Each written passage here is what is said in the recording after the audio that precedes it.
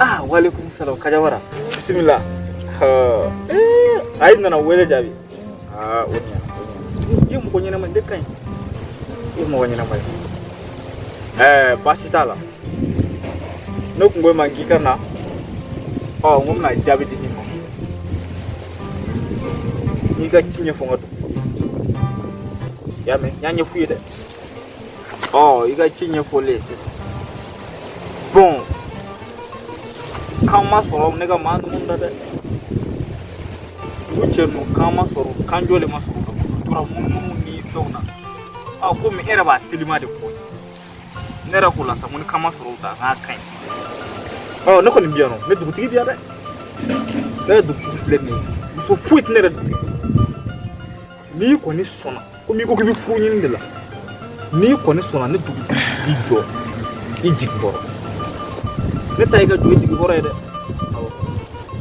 Maybe furu ala ndi shi sokile ngono ne kon taiga tigi hore de. Na ma kimma bashi. Ya fam? Dugu tigi problem foi tala. Bashi tala. Ni ko te. Ako ko ni meta no. Ase ne afo chew ye dugu kono. Sama meki jenga tingo beko ngunu kamfo kama na utene. Ko mi nani jigido. Nani kalifane dugutigi kuturu la yano shaka buya dugutigi e ko benyana ko gelo ya fam basita la ni ko ni sona dugutigi ke ita ko ni ko nyeni era ba be kala ma basita la me so mo ko shiti dafela dugina wala sa miseka ko ke puru sira ta mo ke tugu dugutigi ama se so mo ko mo nga ko te la doro amase so mo ko ma anga kotelia ni de horo musoi furu de ni fo ni mugo ko ni furu la ko ni miseke manga chaya nala sunama kuma mash kwata kajawara ipushika gere kwa musu ipushika gere no nala sunama ekike pio nala sunama iko ni kele ka furu so ya famu ne dugutigi de afi nala sunama ni kele ka furu so ne bi furu kike ngani folo ya famu nala ma bashi ko ni ko ya binye ne dugutigi de afi ya famu nala ma bashi wallahi ne ba do ko ninti ma shi amadi ma mwe amadi mumbea amadi kuma gende la yan koy amadi ni ka mi ci sorete ni tay mi ci dugri ma paw do ko ga mi ci sabaya ni ta ga mi ci tan fi mite amadi ga mi ci wute ga ba furo kono zange amadi ga mi ci wute ga ba furo zange yo anti dugutigi ga bolon la bide amadi odon isigina dudi ngam mishi saba ini dugutigi awiyo mina awiyo do furo la te ne mo ti la mere ya mi ci ga pa ta ga ba furo kono eta kunya jume de zange ni ne bata wallahi bi time anti dugutigi fede mi go kuma de fi amadi ne ti la me ko ne ko bi ko ni ne ma ga mi ci tani flap nete bi ci tani flap ma pete ga fara ama mudo to go do ibi na nga foro le nga foro petena zange yinga mbolo pete zange mi kuma kelene iga kuma ngami ci fo amadi ko iga paka na yele taka ple amadi iga paka na yele amadi iga zange kuma iga paka na yele taka dugutigi tede amadi iga paka na yele taka amadi dusubi ka po sabali ibena alla je bi sener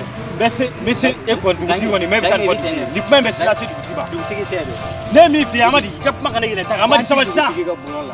amadi ga misi taka oda fiye bi ga misi taka bonga furu kono amadi zange kana magani taka boya zange kana magani amadi giga boya zange miga fo kana amadi giga boya ga misi taka bonga furu kono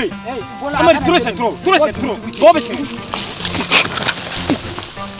amadi dina wa mo amadi dina wa mo dugutigi amadi dondo dina wa mo ko ri dugutigi te dugutigi de do dugutigi wa ni digi mai koy e dina do wa maru dugutigi iga peru tubiyere ko ni ko ko ni kay follow dine dugutigi ni madi follow de dugutigi apa dugutigi la na dugutigi do dugutigi yere do dugutigi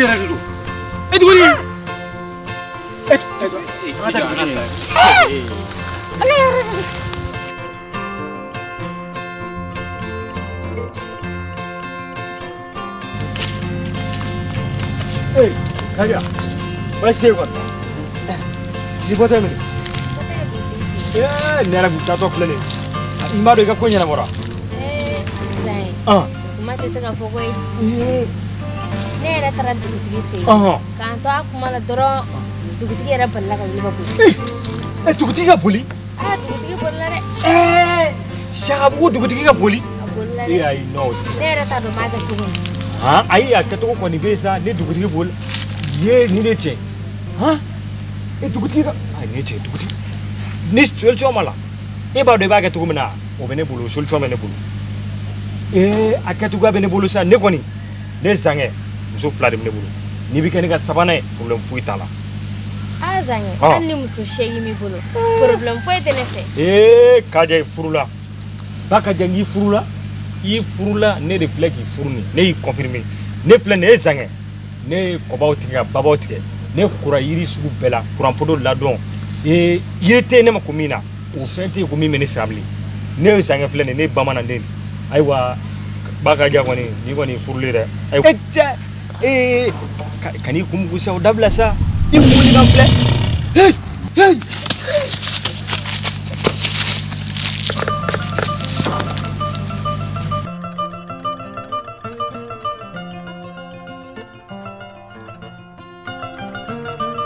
Akera chogo ne mu fawe amadi moto kura samba zange amadi telephone go kuma ne ma fo ngaka na to ka pere ka done ka yawa no ne telephone sa zange nana nafigi yala ya me o be ne matu amadi moto de sa amadi bika fa beche mo goda ne ko rake abora ivar kana anana sama moto la sisa yaro ka foko flow yaro ka moto ne tena ninga dala nimbiga ku amadi aka mona kan aka kaite amadi tesi moto yere la ko were be dugula mo ngoti ne be tina na yela moto da amadi ta kala amadi tiye zange ina ni muso me kayawara aka che ko adona muso ko la fara duguti ne bolo ko bana go ko ba chugodi ku ya banwa duguti ku ya banwa o sisa ko bi abi chenyin de la o zange ne afu zange bata wo duguti ne ko ni zange mu chugodi duguti ni zange ko ni abana la doro ikadia amare godi ko ni zange ko ni muso ko ni zange bana la doro ikadia anga di amadi ma ai zange re bi muso ne re afu ire nana nai ire nani muso ye dugu ina zange ire muso ye sama kana ni sine duguti ma ya donc ibi muso ye bata duguti amano ko de ba ki ga sabana awo duguti anga di amadi ma komi kelema amadi bulu dugu amadi zange ni duguti ni zange yara dara la itadia shengela wata amadi sabale kaje wara ma fa ko duguti bulla odun wa ko duguti bulla ne ni kaje no ko duguti bulla ko bolla chugudi ke duguti ke bulla akai zange amari hebe muso yin tako zange te ma zange tite muso koro ore kama duguti ko muso ro dra ikadi ne ba do amadi chemye tike muso la fi duguti maro ko muso ga misi chama dima o tamari kala ala ga konye amadi aka yoro bi bugu ala ko so furo kuna ni farala kare nguna ni farala kare nguna abe yeno ya fam ni yare nyina na ibita kajawara ibita ko tuguti ko kwa ya dima abana ka ta no fe do kwa ya dima bi tubi ko ko saka mona ka ta ufe aga duguti re to ka nunu ke mo awo duguti ne ofo ne ko misi sheg ko duguti mbake tanta misi ta awo tabarikala I know abana zange ya nyango ni kela ngoni ito soro awo amari ta ni ngula jo ne kai ni ngulu kiki yara yei ni mitibla ai duguti na shega ada amari mitibla ayo kana tugu ne ko de mitibla au kungo bare bole amari sa ye muso so mita sansa ye muso so zange ta mayana ma zange na ne muso ye ya ka ba ku ide muso ko fatilo izange ne be kenga bodu ine duguti kuturu se kumuma utuna ne bulla fu nga sabaratu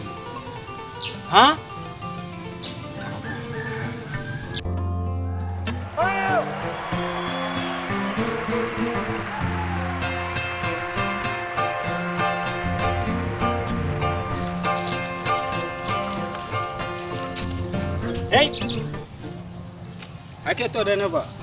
ko mi ga kaje wara de nunu ko yoro de nyin kaje wara ne ere de kaje wara ere de kaje wara okay ama chawo dugutigi de ne ci parce que dugutigi ay ga kuma fo ne ma ko imo ko bichela wa ne flene ne fle hora de wa misi chama na vine bolo misi chama ba ani wari chama ba de vine bolo me ni ko ni sona mbi kenga muso flana ede era nyu muso nyuma ba tano ede ka jawara problem foi tala amal ay nete shawolo mane be ful dorone ko donc eso na wakele ok problem foi tala comme dugu tigi yara ya fo chogomna ko neka na efe doro neki tege mina nga taso dugu tigi yara ya fo ne ma ko ay ko beje problem foi problem foi tala chika ko no